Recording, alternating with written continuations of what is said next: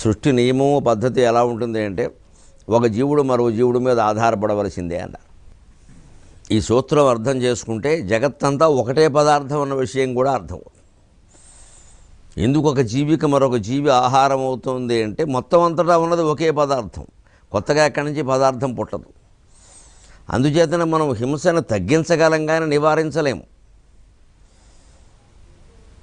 ఏదో జంతు బలి జరగకుండా, దేవాలయాల్లో జరగకుండా, యజ్ఞయాగాదుల్లో జరగకుండా రకరకాల చోట్ల ఏమైనా జాగ్రత్త పడవచ్చు, కానీ మాంసాహారాన్ని నివారించలేము. అది ధర్మమా అధర్మమా సమస్య కదా, అది విధానం అంతే. ఇది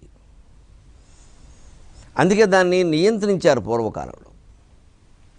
వీళ్ళు తినచ్చని, వాళ్ళు తినకూడదని, ఈ వృత్తి వాళ్ళకి తప్పదని, మిగిలిన వృత్తుల వాళ్ళ దాని జోలికి పోవద్దని చెప్పారు. అంచేత ఏ ఆహారాన్ని గురించి ఊరికే విశేష ప్రయోజనాల కింద మాట్లాడద్దు. ప్రతి రకమైన ఆహారంలో దోషాలు ఉన్నాయి, గుణాలు ఉన్నాయి.